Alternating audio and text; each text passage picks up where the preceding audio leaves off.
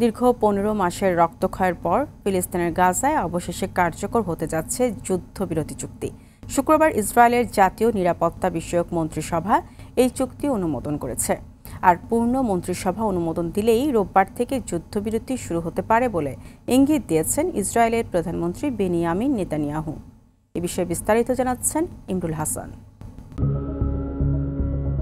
মার্কিন প্রেসিডেন্ট হিসেবে Donald Trump শপথ নেওয়ার মাত্র 4 দিন আগে ফিলিস্তিনের সাথে যুদ্ধবিরতিতে এলো ইহুদি রাষ্ট্র ইসরায়েল। এর ফলে দীর্ঘ 15 মাসের রক্তক্ষয়ী সংঘর্ষের অবসান হতে চলেছে। ইতিমধ্যেই ইসরায়েলের জাতীয় নিরাপত্তা বিষয়ক মন্ত্রিসভা এই চুক্তি অনুমোদন করেছে।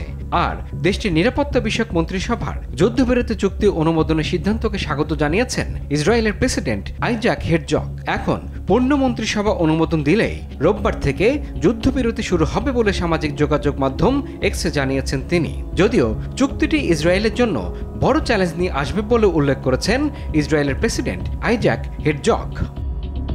বিশ্লেষকেরা বলছেন, যুদ্ধবিরতির এই চুক্তি যদি শেষ পর্যন্ত সফলভাবে বাস্তবায়ন হয় তাহলে তা চরম বিভীষিকার মধ্যে থাকা গাজাবাসীর জন্য স্বস্তি নিয়ে আসবে। একই সঙ্গে মধ্যপ্রাচ্যে চলমান অস্থিতিশীলতাও কমে আসতে পারে। গাজা যুদ্ধ ঘিরেই লেবানন, ইয়েমেন ও ইরাকে হিজবুল্লাহ ও হুতির মতো ইরানপন্থী বিভিন্ন সশস্ত্র গোষ্ঠীর সঙ্গে সংঘাতে জড়িয়েছে ইসরায়েল।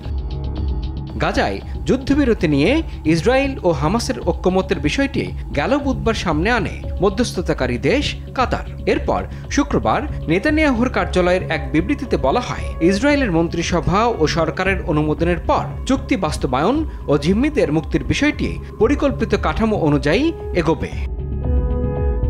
2023 সালের অক্টোবর থেকে চলা সহিংসতা শুরুর দিকে গাজায় একবার মাত্র অল্প সময়ের জন্য যুদ্ধবিরতি হয়েছিল। এরপর যুদ্ধবিরতির জন্য দফায় দফায় আলোচনা হয়, তবে আশার আলো দেখা যায়নি। সম্প্রতি চুক্তির জন্য জোর তৎপরতার মধ্যে যুদ্ধবিরতিতে রাজি হন হামাস ও ইসরায়েলের প্রতিনিধিরা।